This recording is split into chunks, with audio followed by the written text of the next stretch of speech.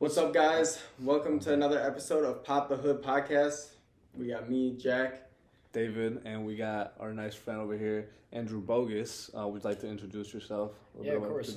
My name is Andrew Bogusz. I'm just turned 19 years old. I'm from Shelby Township, Michigan, and I race asphalt wing sprint cars in the Must-See Racing Midwest Lights division across the Midwestern region of the United States. There you go. What a title.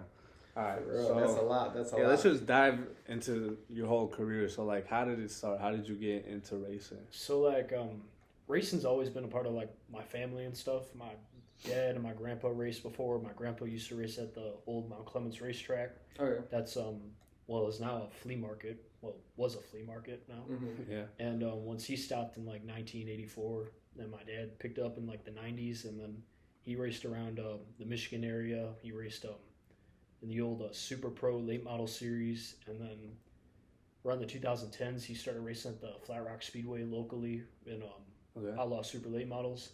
And when he ended in 2018, I picked it up the next year, and it's just been history ever since. So it's just been running in the family pretty much. Yeah, pretty much. So did you start it as a kid though, or was it were you introduced to it later on? You said 2018. Yeah, you that's probably pretty wasn't new. Yeah. So I attended my first race when I was 2 years old. I mean, they got videos of me 2 years old, and I got my dad's shirt on and his hat and all that, and I got a checkered flag, and I'm hanging around my dad's trailer. This is up at Auto City up in Flint. Yeah. Because he used to race there locally and stuff. Okay. So yeah, they got videos of that. So I attended my first race when I was 2 years old, and then I've just been hooked on racing ever since. Okay. So it's cool. just kind of been a racing bug, and what started my racing career for me was my dad had a career-ending accident in 2018. Okay. It wasn't anything injury, but it just put him out for the whole season. So then he sold all his stuff the next year, and then I wake up just before Christmas in the same year, 2018, and then I see this they call this a quarter midget, so it's my car, but it's a go-kart size. All right, so super small. Yeah, really small. All right. And it doesn't have a wing on top. So okay. I find that... So just a cage. Yeah, just a cage car, pretty much. But we call it a quarter midget because it's built like a open-wheel car. Okay. So I find that on Christmas, and then we started racing next year when I was 13 years old, and it took me all season to get my first ever win, and it was at the last event of the whole season of that same year. Yeah, it was this 100 lap race, the longest race the track ever held, and I know we had 5 cars in there, but the car was just strong all day, and finally I led every single lap and went on to take the victory. I was so happy. And as soon as I go out of the tech barn, I'm getting out of my car, I just get doused with water, because the track I raced at they had this kind of tradition where if someone wins their first race, they get a bunch of water bottles, and then they shower everybody with water, kind of how they take one of those big Gatorade coolers and dump it on the coach. It's kind of the same way with that. So I raced quarter midgets the next year in 2020. I picked up 2 championships, and then it was I was getting kind of too uncomfortable in the car. I was way too tall for a quarter midget at the time, and so we were okay, so what else can we do? And my mom said, I don't want you getting into a race car until you have your driver's license. So I said, all right, that's fine. Dude, winning championships without a license is crazy. Yeah, that's kind of crazy. That's wild. I know. So basically my whole racing career, I was just racing for my family. Okay. So my dad owns the team, and my mom does a lot to help out, and so does my brother too. And but yeah, so I picked up karting in 2021.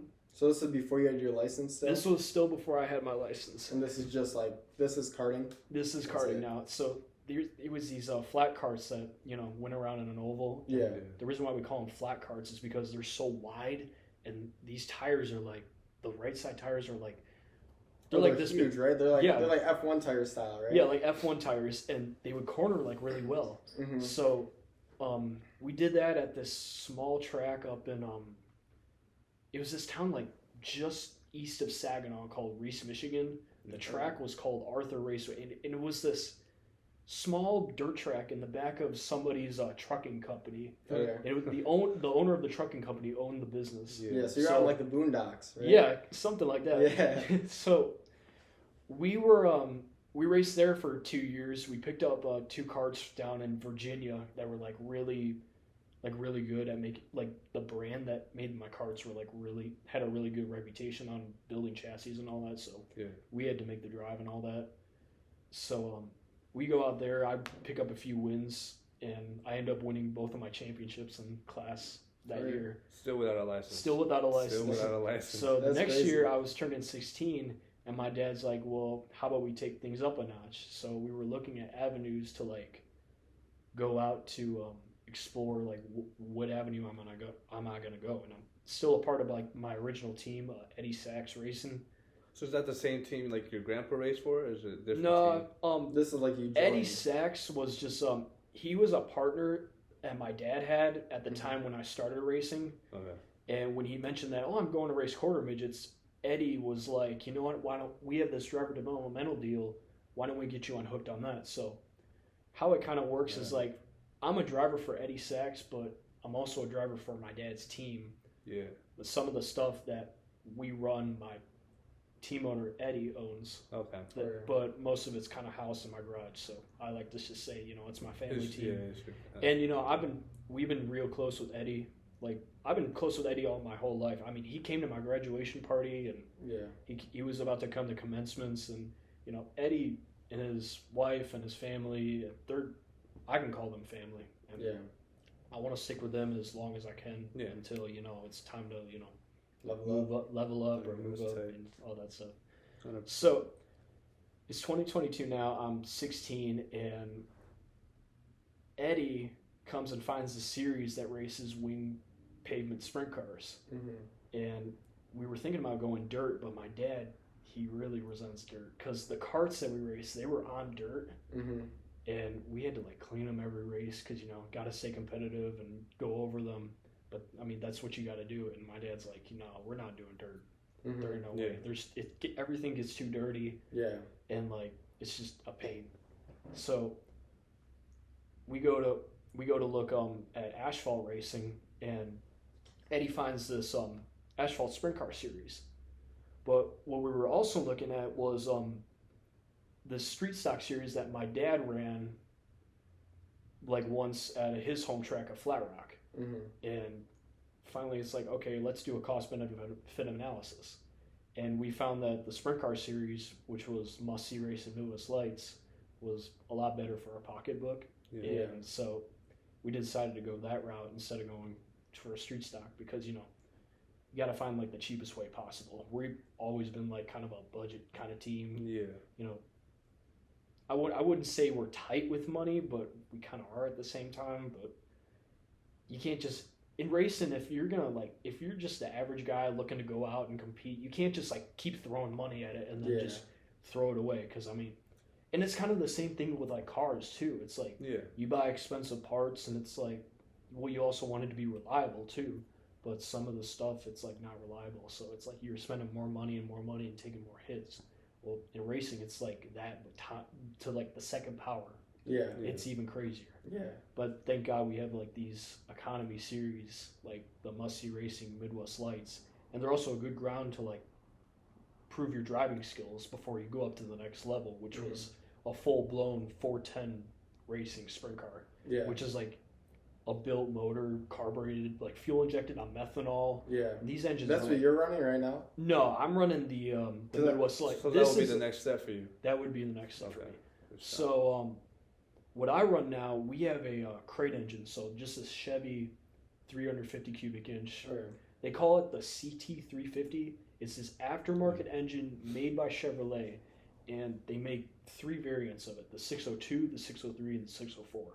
602 is what we run. It's the slower of all 3 of them, and it's just got stock everything, something you would find out of an old like square body truck. So that's for more like street stock racing or like what I run, asphalt sprint cars. And then we have the 603, which is like, it's got a bigger intake and aluminum header. No, it has the same intake as the 602, but aluminum headers, and it's kind of it's boosted for acceleration. Mm-hmm. I think it genuinely makes around like 370 horsepower, like straight out of the factory. That's solid. Yeah. And that's running methanol too, your engine? Or no? We run methanol. Mhm. Methanol is like adds another 50 horsepower, so imagine. we're making 400 horsepower. Mm-hmm. So these engines, they don't come with carburetors from the factory, so Yeah. you got to buy them. Now it depends on whether you want to buy, if you want to go methanol, which is more horsepower, but it all depends on like what you run and what's legal with like whatever series that you run. So we run methanol, so that adds another 400 horsepower, and that's mandated by sprint cars because all sprint cars have to run methanol. Yeah. It's faster, but it's a lot more money though. Yeah. So the third variant of the CT350 is a 604. Now this has got like everything. It's got aluminum headers, a bigger intake, a bigger camshaft, and it's big 400 horsepower on octane. Okay, just pump gas. Yeah, pump gas, like turbo lube kind of stuff. Mm-hmm. Yeah. So that's for that you typically see in like late models. You did see those in like Midwest Lights when they were called 305s. Now, this was way before like the Midwest Light was even a thing. Yeah. Now, it was generally the same car, but the 305 is kind of a built motor. It just with less horsepower, and it's like it's an underpowered sprint car. So, but what's good about it is that it teaches you how to like keep your horsepower up and actually keep your speed up down the straightaway. So yeah, that's what's really good about this series. Yeah, that makes sense. That's something too. What I liked about having like buying the RX-8, getting that was like, I don't know. I feel like starting off with a lower horsepower car, okay, and then like something that revs high with low torque. When you're going around corners and leaving corners, it really gives you like the confidence to like keep your foot down, because when you're driving something, just starting out, doing like ripping down the road, you got something with 500-600 horsepower and you're taking turns and you want to get like the most you can out of them. Yeah. You feel like you're just gonna like get loose and crash. Like that's kind of something that I liked with like starting with the RX-8 instead. Yeah, like that's the thing I think all racers need to go through. They need to go through these underpowered cars to like refine their skills on racing. Mm-hmm. Because if you just like want to go into racing and then you go to like you stepped up to some like super late model, or like if you want to go to like the top level of like IMSA or something, it's these overpowered cars and you don't even know how like the baseline the chassis handles first. Go into these underpowered cars, learn how this chassis rolls, learn how the tire is going to react to like how you're inputting the car into the corner, and just learn that way. Learn how the car drives first before you add more power. Step up. So back to the story, we ended up picking up a car down in Ohio, and it was a used car. They won the championship with it last year with another driver, and the owner's just like, I'm kind of getting out of it. We already do what we could, so we're just going to sell it, and we could probably get some money off of it because, it's a championship winning car. Yeah. So when I saw that car for the first time, I'm like, oh my God, this is going to be my car. And we loaded it up and took it home, and, it's got the 602 in it, the carburetor and everything, and I'm like, oh my God. Yeah, excited. this is a big quarter. Excited, yeah. And is this what you're driving now? This is what I'm driving now. Okay, so now you've got to this point. So first race went somewhat okay. We did some maintenance on the car, found a few like bugs in it. We thought we had it all fixed up. We didn't get until like the first race when the problems really started happening.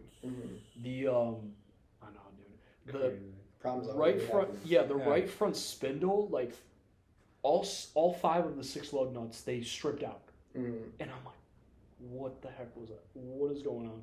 So we had to like go and borrow parts from like other teams to just like make the race. And then we make it to the heat race. We got into a kerfuffle with the driver because I don't want to kind of blame it on her because I mean this is my first race. But she was kind of holding me up at the start. So finally I got impatient enough to the point where I started I gave her a hit in the back, and then I was about to pass her under, and then she kind of came down, and it was kind of like a racing incident, and I rode over top of her like left rear wheel and like, yeah, Crash it. I wouldn't say like crashed it, just Or like did some damage. yeah, we tore a side panel off of the car, and I was just so embarrassed. Yeah. And after, my dad's like, it's okay. I mean, I understand she was holding you up, but like, dude, you gotta be more patient. Yeah, And for I'm like, sure. oh shoot. So I'm like, we didn't finish that race because the battery went dead. Mm-hmm. So everything was going haywire in the car. I just finally just pulled it in and called it. And then we thought we charged the battery for the feature. We put the fuel in we put all that fuel in the tank just to like go the distance of like the feature, the main event. Mm-hmm. Took like a end of the line penalty like at the back. And then we had like a wreck on the first lap, and then under caution when like they were trying to clear the wreck, the car started going haywire again. Mm-hmm. We thought we charged the battery and it was going haywire again. I'm like, oh no. So we get out, we ended up changing the battery from our four-wheeler into the car, and we ran that, and I ended up climbing up from 11th, starting in the back, all the way to 5th. Okay. So that was There you go. That's solid. Yeah, that's good. Yeah. That sounds So, fun. in the next race, we were in my home state at Kalamazoo Speedway, and I've never seen this track before. Mm-hmm. I heard about it, I've seen what it's like, and I'm like, oh, I don't know how I'm gonna drive this thing. You scared? So, yeah, it was faster than my first race down in Lorain, Ohio, which is like south of Cleveland. Yeah. I do not like that track. It's old for its time, I will say. But we went to Kalamazoo. We kind of just like dogged in qualifying. We dogged in the heat race, and I'm like, I'm still learning the car and all that. And finally, one of our car engineers say, start driving the car. You got to drive it into the corner and all that, because I mean, you got this big wing on top, and it creates so much downforce on the wheels. So the harder you drive the car in, the more the car is going to turn. Yeah. So in the feature, I made the invert and started the first row and second on the outside, and I just like did what I was told. I just kept driving the car, and people were like trying to catch me on the starts, but I just kept pinning them down on the start. And as I was driving, I was like, this kind of reminds me of like a car and a track that I raced in iRacing. So I had iRacing at the time, and I did a ton of practice at what looked like Kalamazoo, the Lanier National Raceway, which is down in Georgia. And I'm driving on the track. I'm like, this kind of reminds me of Lanier. So I start driving it like that, and I start passing lap cars and gapping like second place, and I'm just like, I actually feel comfortable with this. Yeah, he was going up. And we come to the final lap, and I'm still leading. I led the whole race, and we come to the final lap, and I'm like, oh my god! I go into 3. I'm like, oh please make this so. I get in behind a lap car, just like kind of play it patient. I don't know that a guy's gonna send it in last corner and spin out, which is what actually happened. A guy sent it in the last corner and spun himself out, and I didn't know that because we don't have mirrors in these cars. So I come off the corner, and I screamed the loudest I've ever had in my life when I crossed that finish line. I just won in my second start in racing. And there you go. That's insane. That's like Trevor Bayne winning the Daytona 500 when he won in his second start. Yeah. No, that's crazy. So it's huge, 100%. I don't even know. That's crazy. So then your season keeps going, right? Mm-hmm. Did you have any other standout moments in this season? Yeah. Besides us, we'll keep going into it. But did you get anything else that really like brought you out this season?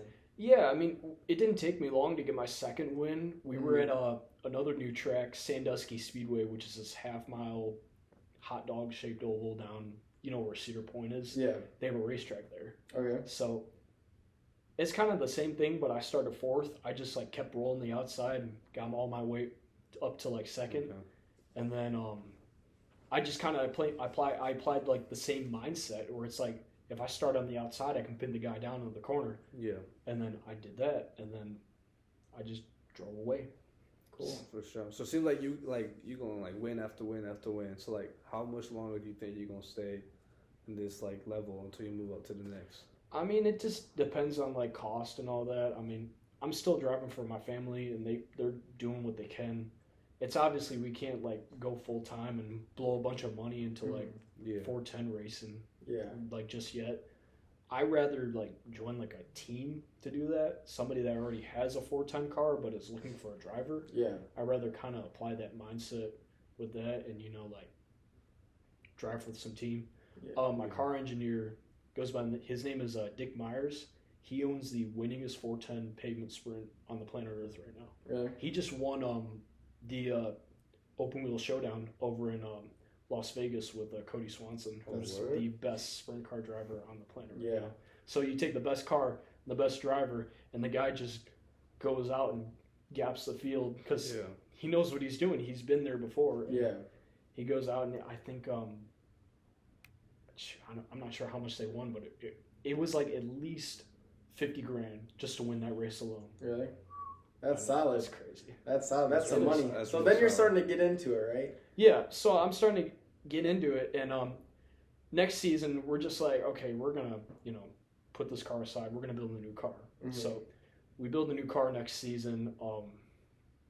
The car actually does what I wanted it to do. Like it actually turns in the corner. Is this chassis the one you're on right now? Yes. Currently. That's the new car. Yeah. So this chassis that I'm currently on that's the new car. So we go to the first race. We finish second. Then this first race is like this double header that was like Friday and Saturday. We finished second on Friday, and then Saturday we break a rear end, like a gear in it, kind of like started shearing, and then the bits of the broken pieces went to like all the way to the quick change, like the bearing cover, and just like shredded it out. We didn't even make it past qualifying. It was so bad. Yeah, that would suck. So it wasn't until like the fourth race of the season when I finally found success, and I won at Lorraine, the track that I first started racing sprint cars at. Yeah. So we won there, and that was like the most expensive race that you can go to in terms of like prize. So the initial purse was like $900 to win, but there was like sponsorships that would pay each lap. So whatever lap that you led, you would get that amount that the sponsorship would pay on that lap. Mm-hmm. So it was like $10 for this lap or $100 for this lap. I led every lap. Oh, no way. So I took all the money in the bank. and I'm over $100,000 in winnings. So, and then so yeah, that's how I got my first win in that car in 2023. We finish out the year getting like second places at the last two races. I think I should have won those two last races, but I mean, sorry, it is what it is. Yeah, you'll get them next time. Yeah, I'll get them next time. So it was up $100,000. Yeah. So next season we had like I wouldn't call it my worst season, but it's my best season at the same time. So we came to Owasso, and it was this delayed race. It was supposed to happen in May, but it got moved all the way back until June, and it's like, oh my god, like we're waiting for this to happen. Yeah, and this season is the one that you just did, correct? Yeah.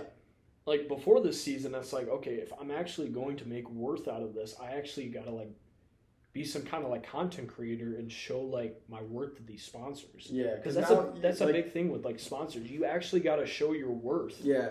100%. To like actually get these people to like say, hey, so we want to take this like all the way, like take this all.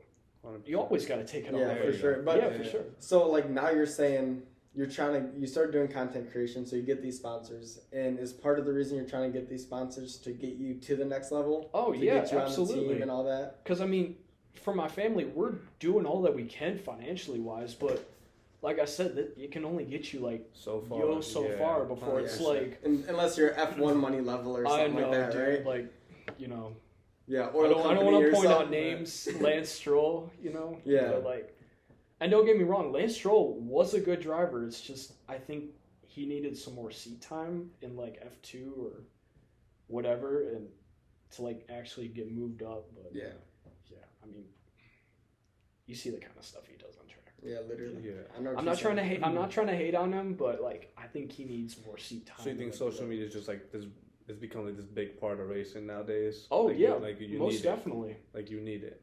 I think social media is like literally a great tool to like anybody. Yeah. If you're doing like anything, like let's say if you want to become like a famous baseball player, I think people in high school, if they want to get like signed by the Rockies or the Tigers, they gotta like post some kind of like social media for like all these sponsors in baseball or like all these teams to like actually notice them. Yeah, 100%. and it's definitely the same way with racing because racing it's like it's all sponsorships. NASCAR teams they rely heavily off of like sponsorships to like push them into like affording to go to races and affording all these seasons. And then you got part of it's kind of like the driver. It's because it's like the driver's got to put in their cut to like actually run the car.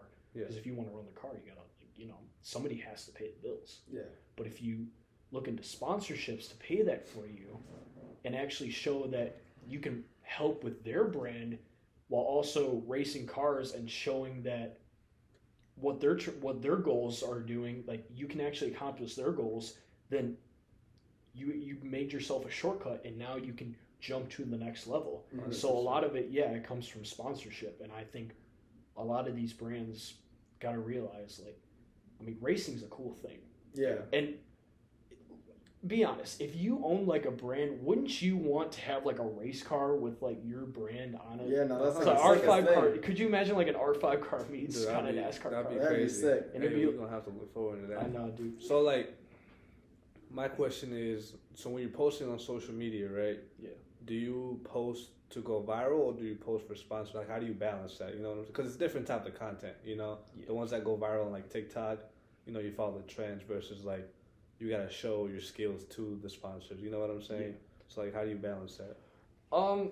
It depends on like what platform and like what your audience is. I mean, I like to do like my sponsorships and like my networking through like LinkedIn, YouTube, and Instagram. I feel like my most genuine content comes off of YouTube because I can post all my vlogs and my races on there and actually show what it's like to be behind the scenes of a race car driver who races must-see racing sprint cars. Yeah, no, that's sick. I actually saw, I was going on your YouTube and I like the day you posted your M1 video. Yeah. And then I saw that one, I just went back to it last week and I saw it kind of took off.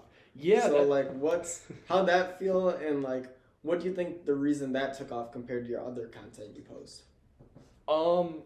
I think it's just the type of content, like the actual like theme or niche, because it's like you're getting like sprint cars, because people know sprint cars off of dirt racing. Yeah. I mean, you got the World of Outlaws, you got All-Star Sprint Tour, the newly formed High Limit Sprint. They all race on dirt racing, and it's to have a sprint car, this big 900 horsepower left turning hot rod that goes in circles. Yeah. That goes on a road course. That's weird. But we made it happen, and I feel like I actually showed like what would happen if we were to take a left turning race car and put it on a road course. So that was kind of like an invite we had by the track owner, Tim McGrain, who owns M1 Concourse. Shout out to Tim. Shout out. Appreciate you, man. He asked us, hey, we're doing this American Speed Festival, and we would kind of like to showcase your car. So he called up my teammate, Charlie Bauer, who runs that 23 car. Yeah. And he said, would you like to come out too? He's like, yeah, of course.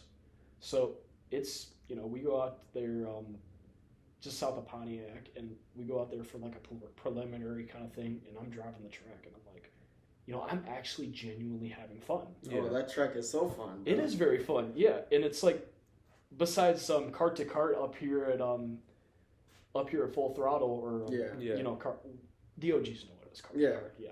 So that's like the only other road course I've ever like driven on, or like been as close to. I've been to Waterford because the track we raced at in quarter midgets was like right outside like the entrance. Yeah. So that but other than that, that's like the genuinely closest I've ever been to like road course racing. Yeah. And it was like the day of the event, it was so cool. Like we had all these Porsches like GT3s, GT4s. They had the old NASCAR cars because they were having Richard Petty there. They had Lotuses. They had the new Radical SR10. I think it's called the SR10. I could be wrong. We saw one of those. We saw some cars from like the Ferrari Challenge come out. Old Indy cars. They had drift cars there. The drift cars were really cool. The drift cars, we actually, I feel like we made the most friends with like the drift car guys. Because me coming from like, I used to watch Initial D growing up. With like the anime and all that. I feel like watching that, I feel like watching Initial D kind of helped me with like road course racing, like mentality when it comes to it. Okay. And then like, so I'm like, because like the main thing with Initial D is like drifting. Yeah. So I go up to the drift guys and they're like, "Oh yeah, we're all Initial D fans and all that," and I'm just like, "Oh no way, this is cool." And I genuinely think drifting is really cool. Oh, it's and so I fun. would love to try it myself. If you ever get the chance, even just to go to like an event, I went to like Formula Drift before. Oh no way! And it is so fun. It's literally like the time of your life. Like you'll go down there for the weekend. It's so loud.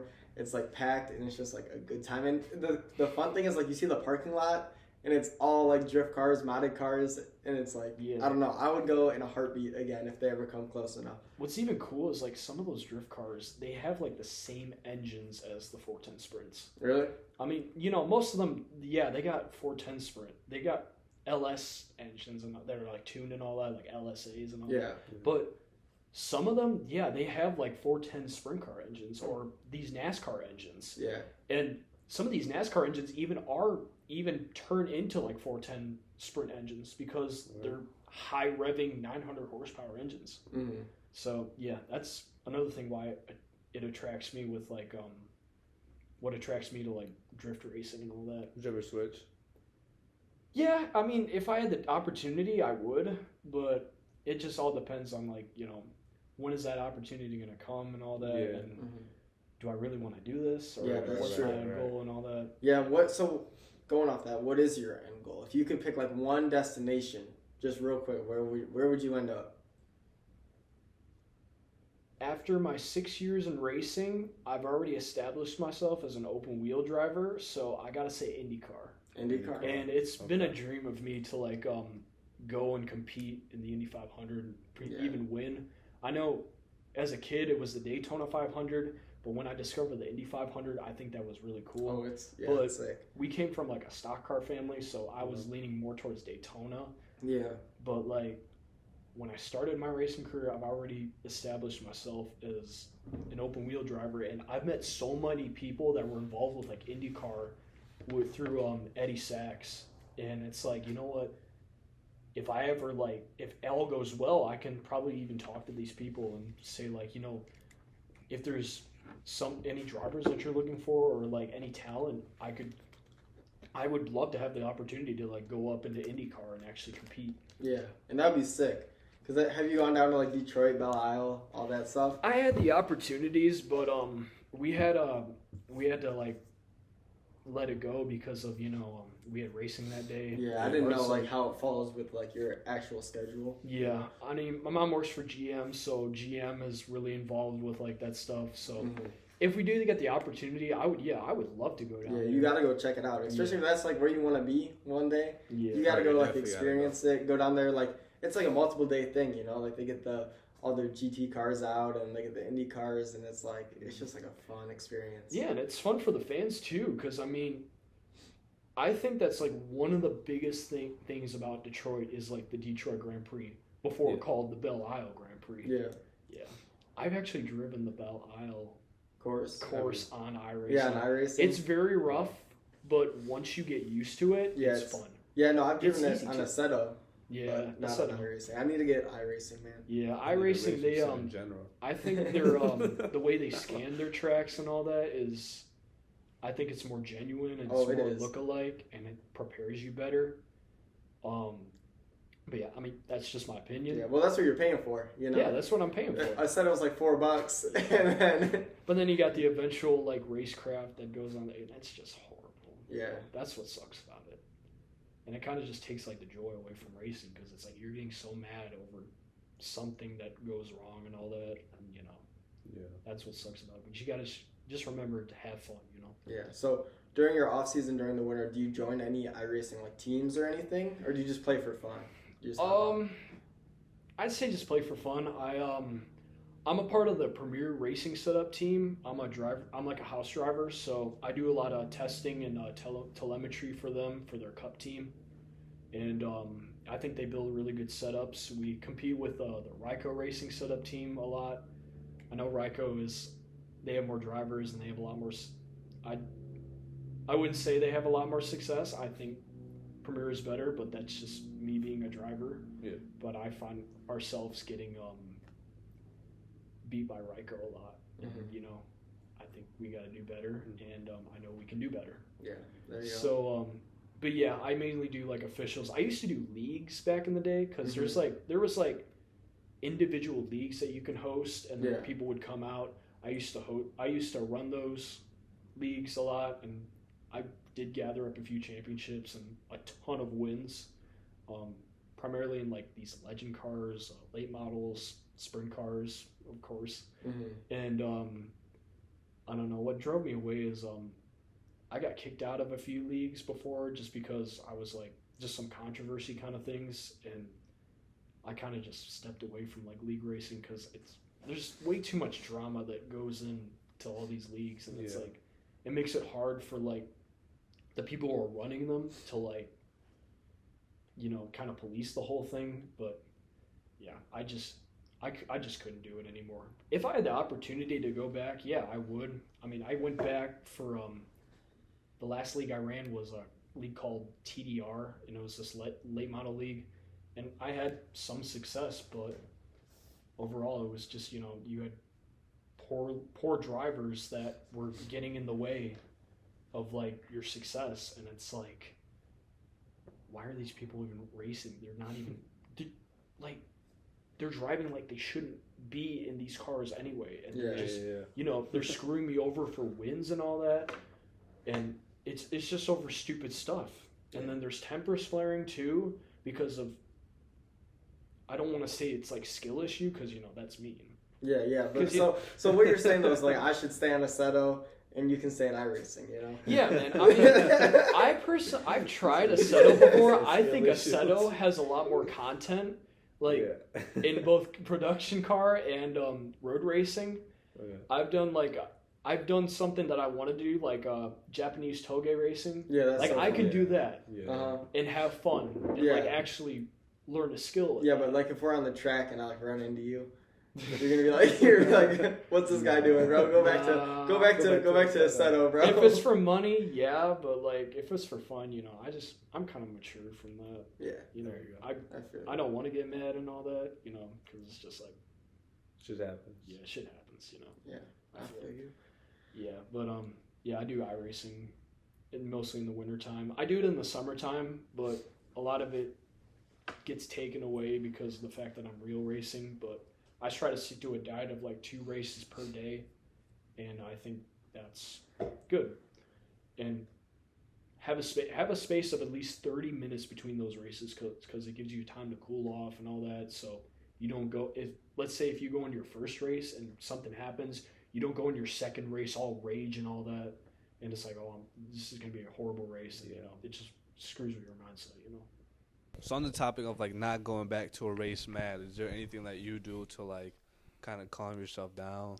Like, do you have a routine or something? Yeah, if you do something like sim racing, I usually like go on a walk or something, or but if it's something like real racing, the thing is I have like a tremor problem, so like I get kind of nervous before a race. So what helps with that is I meditate in my car. And then I got like a prayer that I strapped and like on my dashboard that I say, and that kind of helps me calm down.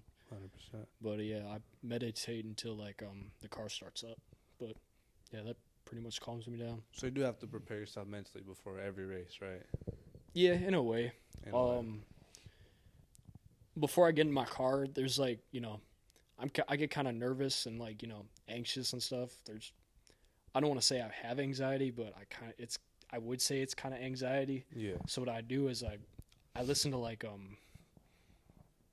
high anxiety music, so like I want to say like Brazilian funk. I listen to Brazilian funk to calm myself down because it's like the thing is it's like if you can't beat them, join them. Mm-hmm. So then you're finally getting all that shit out of yourself, and then you chill yourself down, and that's when you like meditate and all that, and then you're about to go into your race with a clear mindset and all that. Yeah. So what's your go-to song?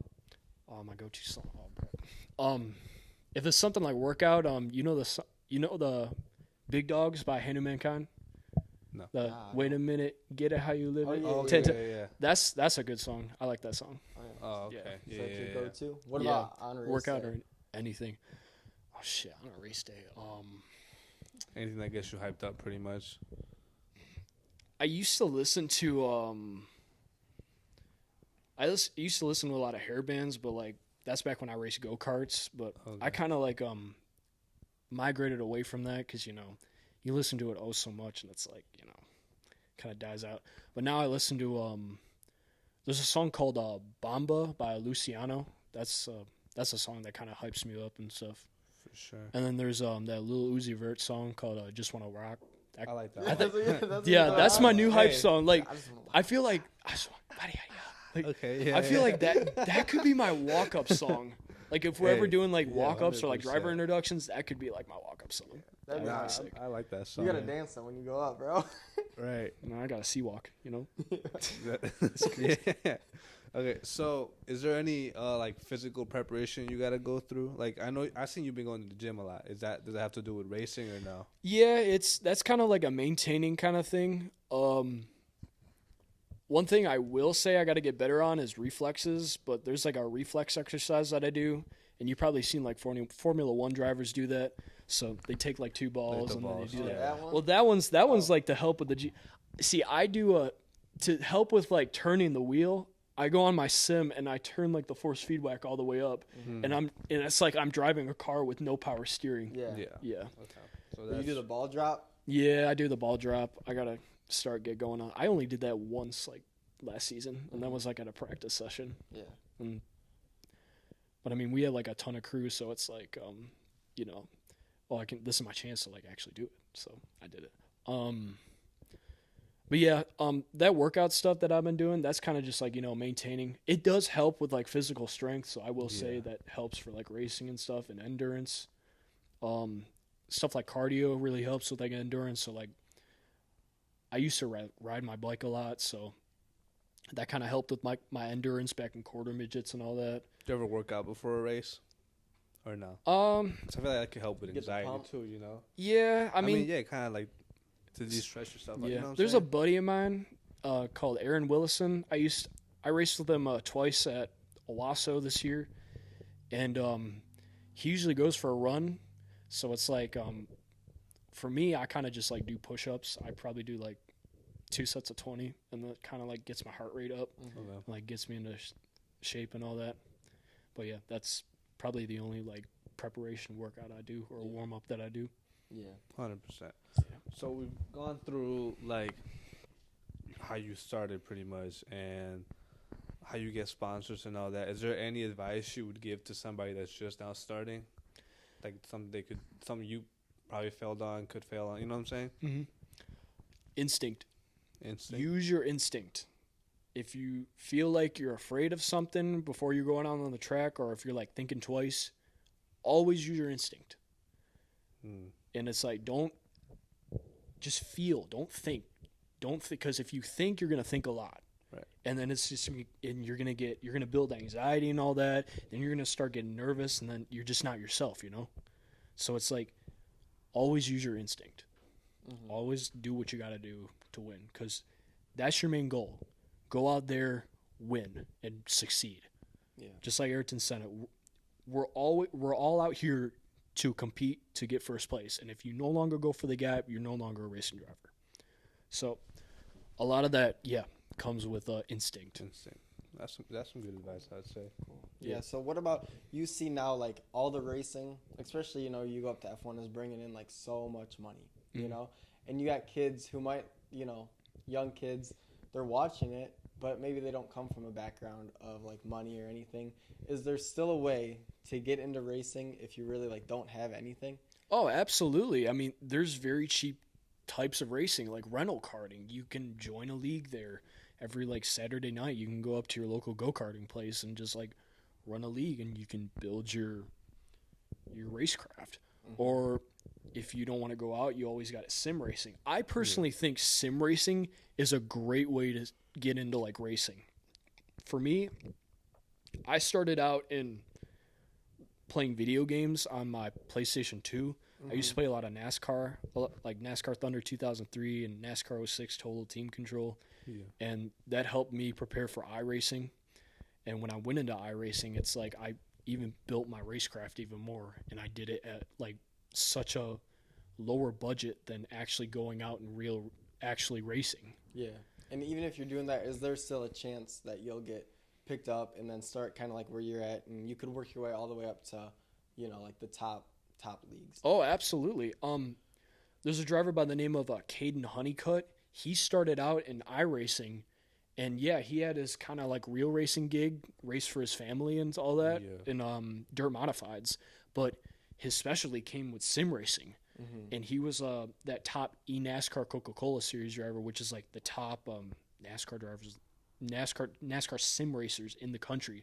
And they went up and like actually accomplished stuff with sim racing. And even with that, they have an eNASCAR College Series, which like gets people that are in college that want to be race car drivers. They can get them scholarships and all that, and not only get them in jobs in racing, but they could actually get yourself noticed by these teams to say, hey, this person's got talent. What if we put him in a real car and put him in a driver development program? Okay. So you don't think there's like a certain age where it's like too late to start? No. There's never an age that's too late to start. The owner of Rick's Tire and Wheel up in my hometown, Shelby Township, Michigan, he was 71 years old. He just started racing with us. No He's way. 72 now. Crazy. He never raced anything. He started his racing career at 71 years old. That's crazy. So no, there's never an age that's too late to start. Scott Riggs kind of started his career late in his 30s, or like got chances late in his 30s, and he was somewhat successful too. And he became a pretty consistent driver. So yeah, there's never an age like that's way too young to start. I mean, you two can start in karts right now and go and compete. You can like build your way up. Yeah. So going towards your social media again, okay? I see you make a lot of shorts. So what made you, I guess, find that, and then what's like your template for shorts, or what do you like to do? What kind of audience you like to reach, like stuff along those lines?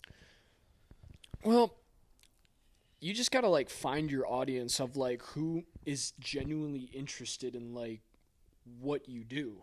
Like for me, it's asphalt sprint cars, and I don't want to like put too much out there. I know I go by the saying, a magician never reveals the secrets, but I'm just gonna put it at this: if you want to like if you want an efficient way to actually like put out yourself, start creating reels every day. And if you don't have ideas, I mean, you got AI. Literally. Yeah, you got AI. Do you know how much we use that? ChatGPT and all that. Yeah, you got that stuff.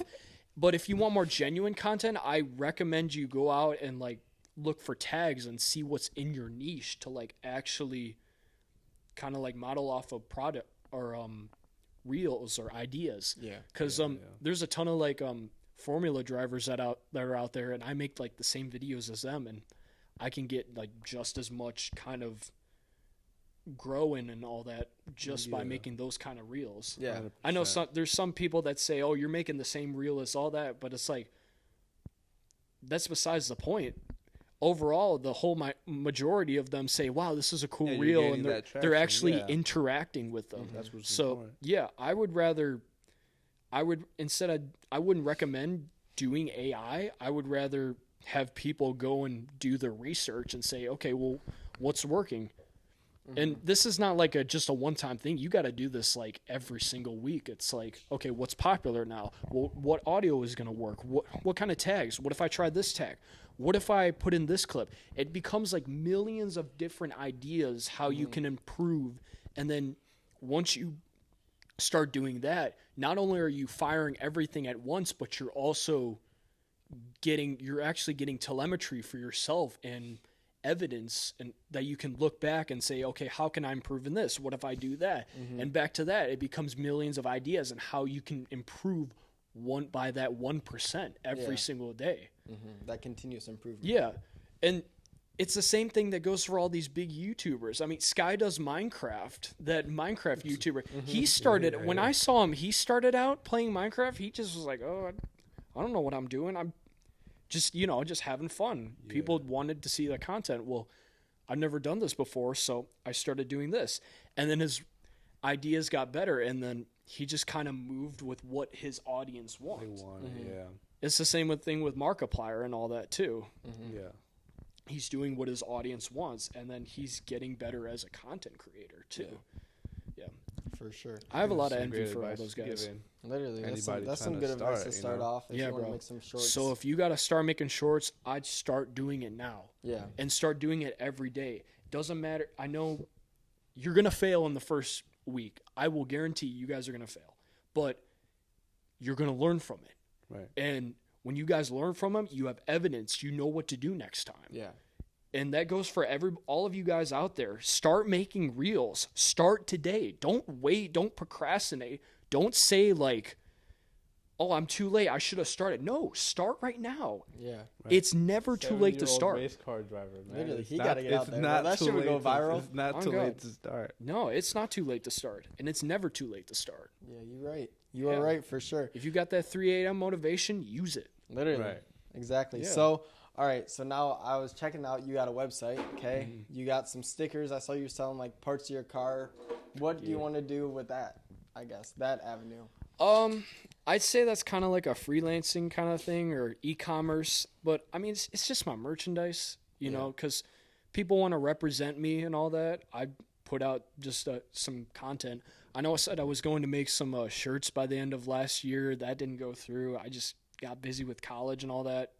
There is priorities that I will say that get in the way, but I just got to find ways to, improve on that and find better ways to like actually get merchandising out there. Like I will say there will be shirts coming. There you go. They will most definitely be this year. I don't know when. I don't know if that's going to happen. Who knows if anything gets busy, but I will have shirts out and hoodies and beanies, hats. I might even get keychains too. There you go. Yeah. Gotta stay tuned for that Bogusz merch, man. On God, bro. That's gonna be hype. That's gonna be hype. Yeah, if you could have like a date to put out to have merch by, when do you think you'd have it by? By your season start, by mid-season, end of season, what would you say? You know what? Yeah, by season start. Okay. I'm gonna put that out. By my season start in May, I'm going to have some T-shirts out. There we go. I don't know what I'm going to do yet, but I'm going to sit down and do my research. There you go. Yeah, we can help you out I'm going with to that. start. Yeah. We could hook you up with some stuff too. Hell yeah. So, like, outside of racing, you go to school, you do all that. If you had to pick a job outside of racing, what would you do? Hard question. Yeah, that's a hard question. I don't know. He hoping for that internet money. I don't know. I've never really thought about that. I mean, he going to school, bro.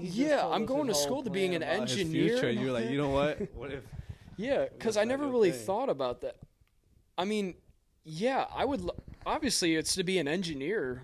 I mean, I would love to work for like GM. My mom works for GM, so I kind of like want to keep that family tradition going. Yeah. But most of all, I kind of want to work for myself because it's like, yeah, it seems to be going good for you, man. So it's I think you're on the right track. Yeah, it's like I kind of want to be an engineer for myself, and there's so many niches that I'm interested in. It's like I gotta like actually put my foot down and say, okay, how am I gonna achieve this goal? How am I gonna achieve that goal? I kind of just want to try different things, be an entrepreneur. But as of right now, a lot of these people, these entrepreneurs, they started out in jobs. So Yeah. a part of me is kind of saying, you know what, maybe I want to go into the workforce, get some experience, Build up some money. build up some money, and kind of see what it's like. What can I improve in my life and all that? What would you do if you like blew up, like completely blew up, like you started getting like 200,000 followers, you know, like you started getting like paid for every single one of your videos? Would you like quit school if you were still in school, or like what would you do? Oh shoot! Would you ever drop Yeah, out? would you keep getting that degree? Like or if not? if like big papers started coming in from your content, from racing, right? You started moving up real quick.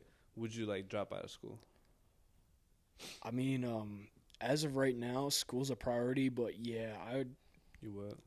I don't know, man, cause It's tough. I'm It's going tough I'm going to decide. school because like I want to impress my family and all that, and Yeah. I got people I got to impress and all that. I'm going there on like kind of a deal as long as I keep my grades up. My tuition's paid for, but as of right now, honestly, no, I wouldn't quit You school. wouldn't? I would try to complete it as much as possible. Mhm. But yeah, if the stuff starts coming in, I think this money that I'm raking in, I'd probably have to like pay people to like actually improve my content because I don't have like I wouldn't have have the time to time. Yeah. I wouldn't have the time to like actually improve this and sit down because I'd be so busy with school Yeah.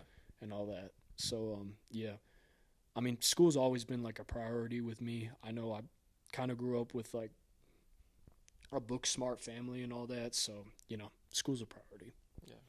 Cool. 100%. I mess with that. You got any other questions, man? I don't know. I'm trying. You got any questions for us? Yeah, man. What's the next car meet? I kind of want to come on out. meet. So Actually, we got that. Low key. do we have? Unless we got one that we're trying to work on that doesn't have a date yet, but our first one is We're trying to- either going to be April 25th or May. Let me see. What is it? Yeah, so either April 25th. The thing is, we're really trying to work on this car and do content for it. Yeah. So it's kind of going to depend on the situation with this. Yeah. So either April 25th or I think May, is it the 16th? I think so. 16th or the 9th? It's a Friday. We're, Oh, we're that'd be doing kick we're ass. doing Yeah, we're Fridays doing all now. Friday meets We're like doing this year. Fridays. Well, So- I know for sure I'm not gonna be racing on April 26th, so Yeah. I might be able to come I on think out it's and 25th. rep I it. think it's 25th. Yeah, that Friday. 25th. Whatever yeah. it's. Yeah, you'll whatever still be the in Friday school. lands on. Yeah, bro. So I don't go to school on Friday though. yeah, so Oh, perfect, bro. Yeah. So okay, that kind of we're getting into car meets a little bit. What are you gonna get a car? Outside of your shoot, track man. car, would you get a car like a street car and go out to Woodward, do all that stuff, or do you want to stick just to the tracks? Oh, my priority is to stick to the tracks, but if I had the opportunity to go out to work, I would definitely take it. With my daily driver right now, I have a 2014 Chevy Silverado. It's a single cab short bed. It's got the V6, but you know, it's a single cab short bed, and you can do, there's a bunch of stuff you can do. You can like lower them. You can put a new engine in them.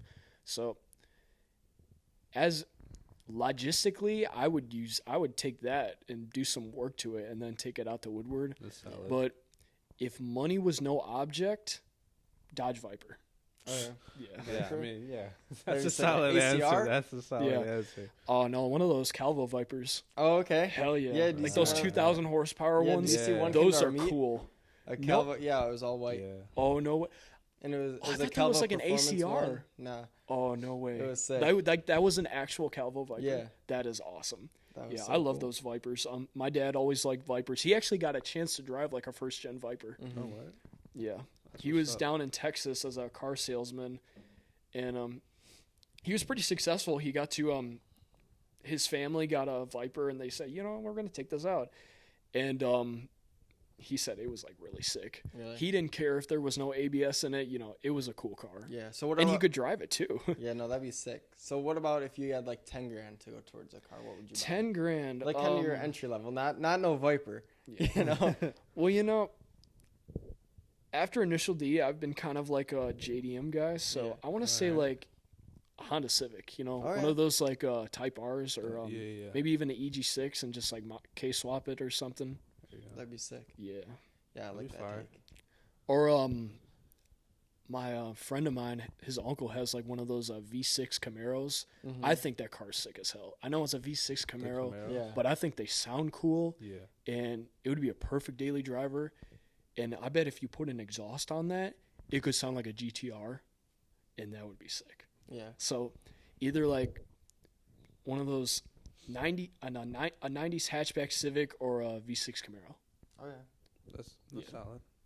Cool. I mess with them Camaros. Yeah, Yeah. bro. Yeah, no, I mess with the Camaro, but I'd have to get a V8, bro. Yeah. No way. Yeah, I Yeah. don't think I could My do thing it is, with if a you're gonna V6. spend the money, just spend it. You know. No, yeah. Go all out. Oh, the Might as V8's well. always going to be better. Yeah. Yeah. Get like one of those ZL1s Oh my god, bro. or the SSs. Yeah. Yeah. I actually had the opportunity to drive like an SS, and the thing sounded awesome. Really? Yeah. What's the fastest street car you've driven? Have you had any opportunities to drive any high horsepower cars? Yeah. I drove that SS around the block, but driving, you know, like driving up and down the roads, the fastest street car I've ever driven was a 99 Pontiac Trans Am. Okay. Yeah. It was Was it a stock, though. WS6? No, it wasn't a WS6. It didn't have the scoop and all that, bro. Yeah. But yeah, I never really had any like opportunities to drive one of those like fast street cars. Yeah. But yeah, I drove a 98 Trans Am stock and all that. It was a convertible and it had like the LS in it. Mm-hmm. So it was like, you know, fast for Yeah, the time. yeah, at the time and all that. But yeah, that's Cool. all that. All right. Well, I think you brought some great stories. You got some great advice today. We got a pretty good conversation out of our friend Andrew here. Any last words for Yeah, the do you want to audience? plug your websites, any sponsors, anything? Yeah, of course. Y'all follow me on the social media. It's Andrew Bogusz, BOGUSZ, on YouTube, Instagram, TikTok, LinkedIn, Facebook, all that stuff. Go follow me out. We got a new video coming out probably this week. It's the PRI vlog. And for those asking like what's a good way I can get into racing and get sponsors, I think I got some good advice going in there There you too. go. For sure. For sure. Yes, sir. Make sure you follow us on social media too. It's at R5 Car Meets on pretty much all platforms, right? Mm-hmm. Yeah. So yeah, appreciate you for coming, man. Had a great time. Even though it's kind of cold, but we had a pretty good conversation. No, bro, I appreciate it, man. Thank you guys for having me out here. Yes, I sir. really bro. appreciate it. We will catch you. We'll catch you, man. We'll see you guys next time.